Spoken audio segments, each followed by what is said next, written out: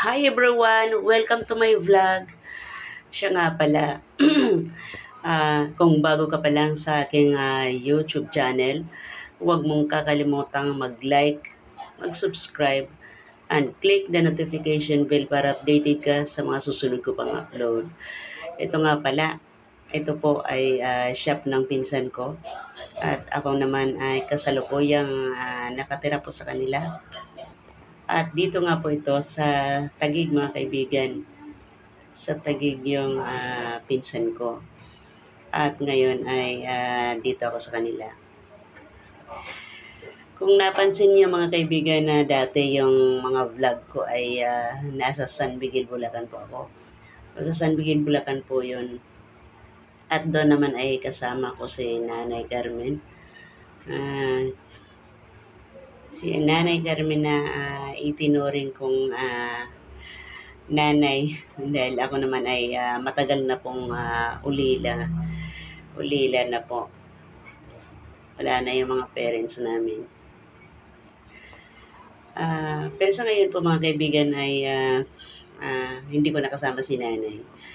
At nandito nga po ako sa pinsan ko ngayon.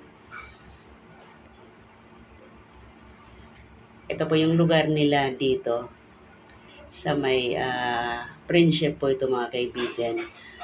Sa Taguig. Malapit lang sa school po mga kaibigan ito. Sa school ng elementary at saka high school. Nung mga araw-araw ko ng Lunes ay nagkaroon nga po dito ng sunog.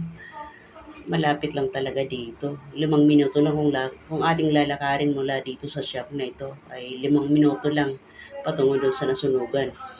Alam niyo po ba mga kaibigan kung anong naramdaman ko noon?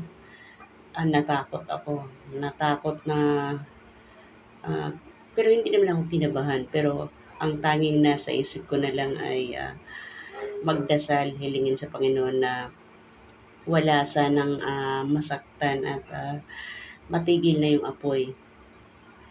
Sa awa naman ng Panginoon ay mabilis lang dito. Nagdatingan yung 11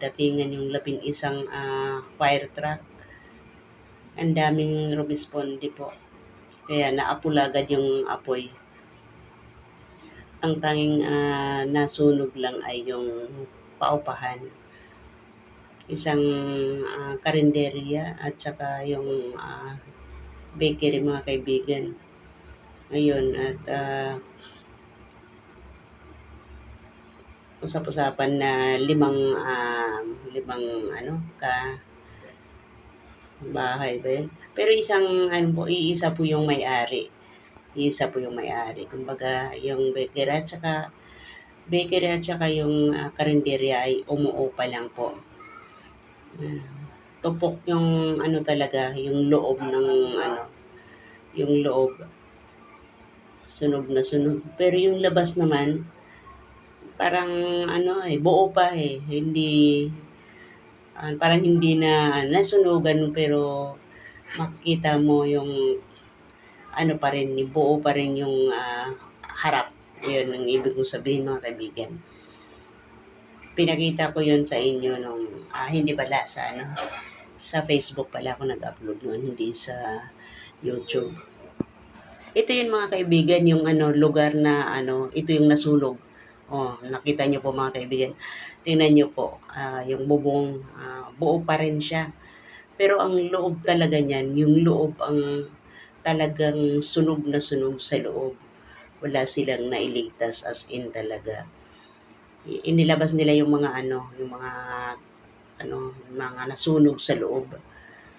Yung mga natupok na mga kahoy, mga pinaglalabas nila.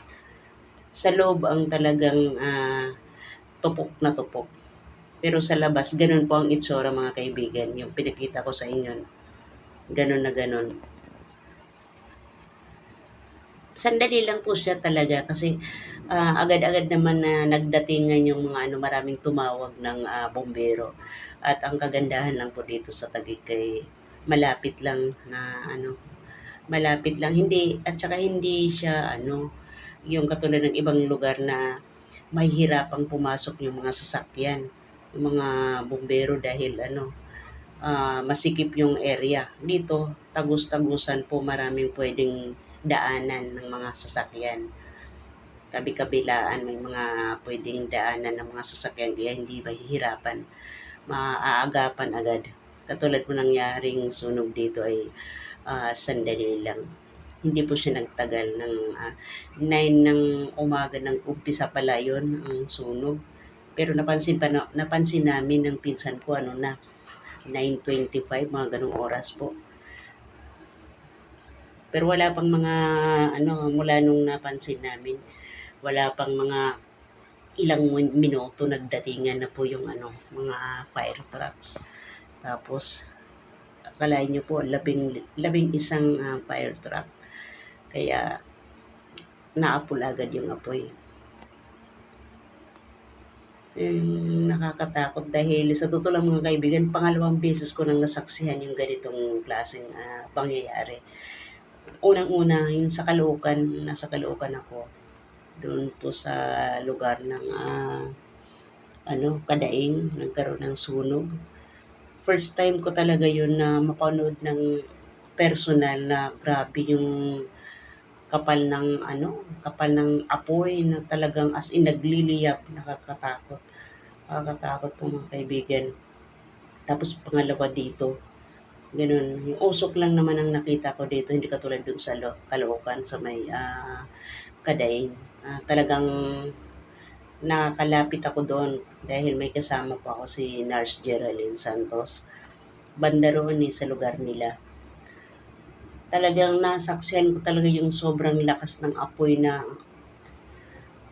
talaga namang nakakatakot, nakakanervyos. Ganun po ang mararamdaman natin. Wala ka talagang maiisip kundi magdasal na lang talaga tayo pagka ganong mga pangyayari. At saka, syempre katulad niyan dito, marami po ang tumawag, kanya-kanya silang tawag ng mga kanya-kanya silang hingi ng tulong sa dito, katulad din sa barangay po, yan, marami talagang 11 fire truck. Kaya naman naapula agad yung sunog. Yung mga ganitong pangyayari, wala namang may gusto nito ng mga ganitong pangyayari. Siyempre kahit sino mga kaibigan ay hindi gugustuhin magkaroon po ng sunog. Kaya lang hindi maiwasan natin talaga na magkaroon ng disgrasya na katulad nito. Sabi nga nila, usap-usapan ng iba, yun nga daw, yung anak ng nagpapaupa, anak ng may-ari ng bahay ay nagsaing, nagluto siya, tapos ayun, niwanan, ganun daw ang umpisa. Pero sabi naman ng iba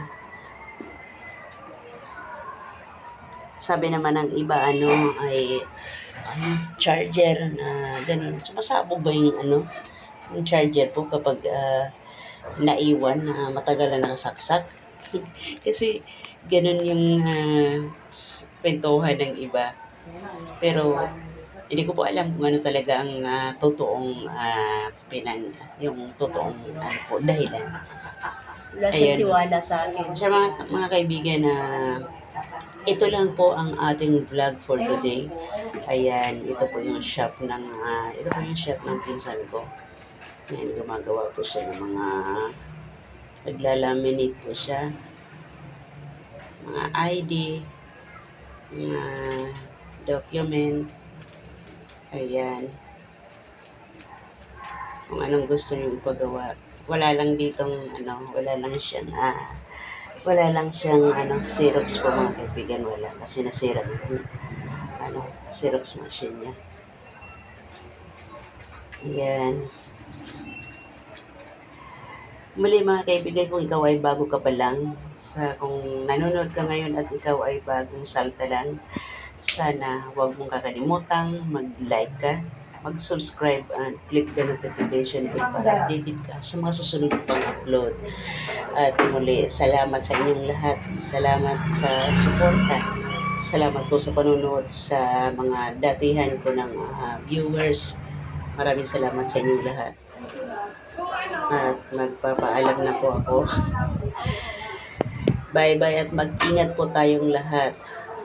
Magpakatatag po tayo, lagi po tayong, huwag natin kakalimutan mag-pray. May siomay. Meron pang lugaw. Konti na lang.